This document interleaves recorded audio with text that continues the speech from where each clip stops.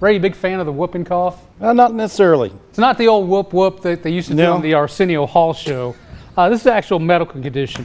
Jasper County health officials have seen an uptick in cases. They aren't exactly sure why. For it to be stopped from spreading, there does need to be a 95% vaccination rate. A lot of our cases have been either fully vaccinated or almost fully vaccinated based on their age. And so I don't know if it's just a timing.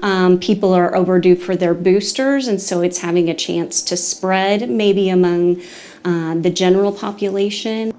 Anyone with questions or concerns about whooping cough or any other illness is urged to contact their doctor.